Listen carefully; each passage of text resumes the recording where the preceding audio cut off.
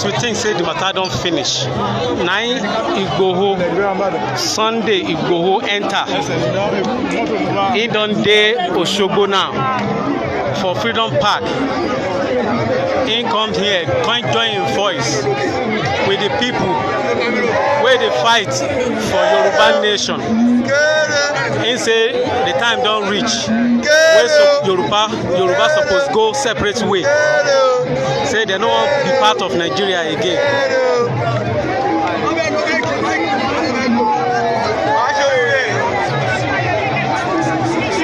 You are watching live video of Igboho in Osogbo from BBC.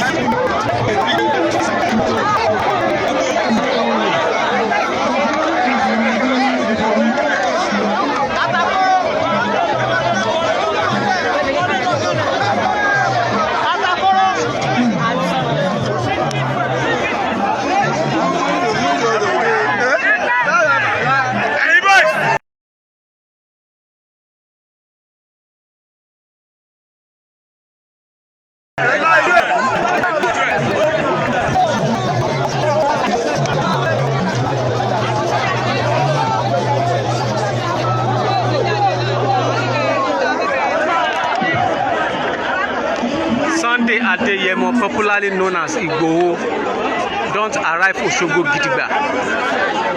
Hey, come here, come.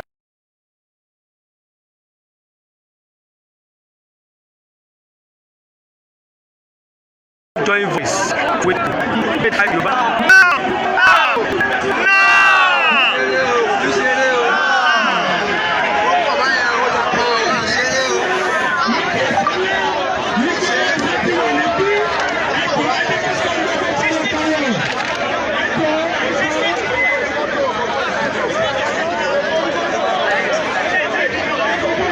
They watch live video of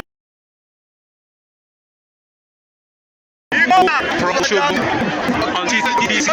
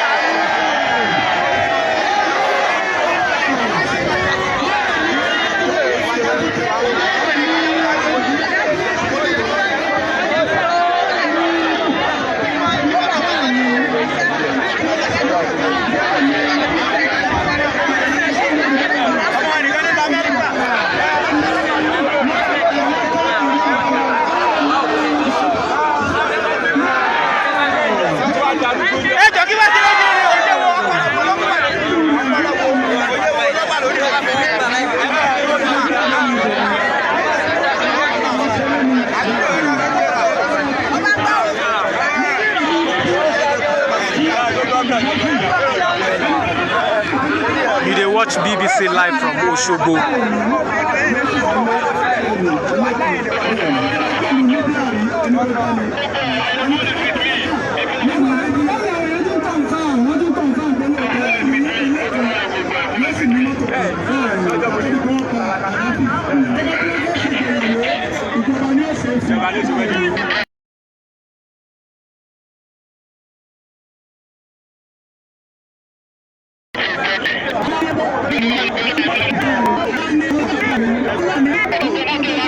The matter wey they talk now, they say everything for Nigeria and Yoruba get am. But I miss plenty Yoruba people they suffer.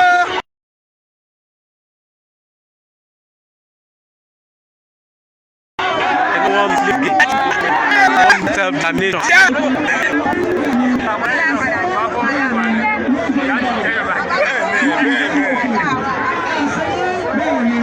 The slogan is Yoruba no.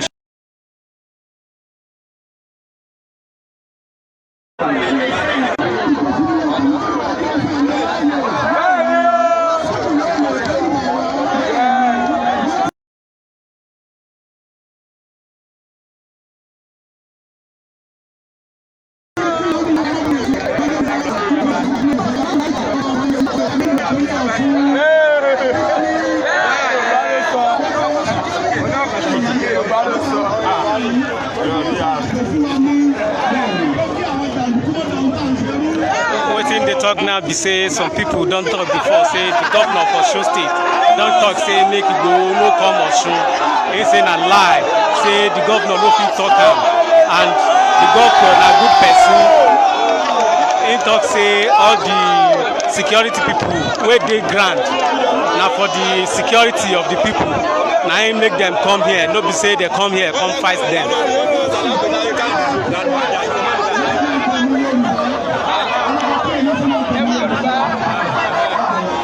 Now them be one playing Yoruba Nation national anthem. Now that they sing so.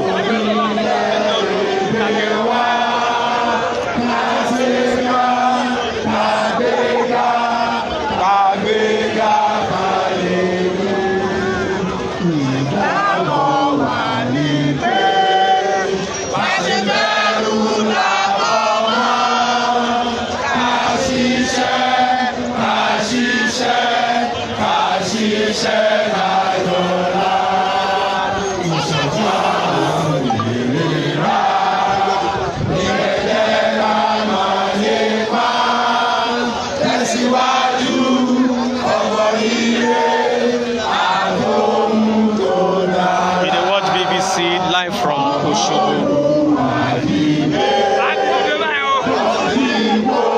Sunday Adeyemo, popularly called Igboho. Now he come here, God join in voice together with the people where they call for.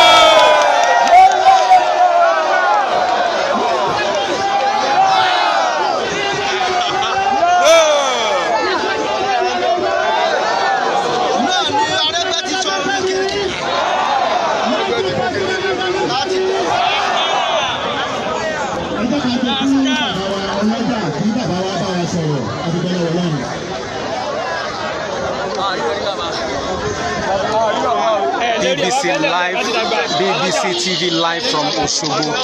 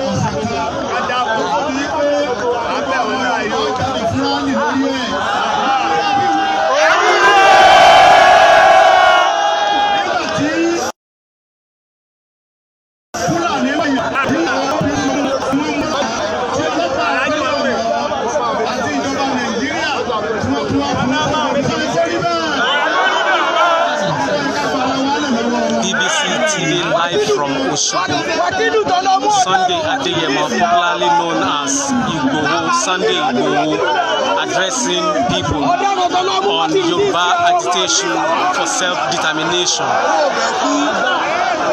Matawe just follow people talk, say in the appeal for police in Oyo State, say some youths we then arrest for Ibarapa, make them release them. Now appeal in the appeal, say make them please release them. Say if they don't release them, they go come out, do rally to drive home their points.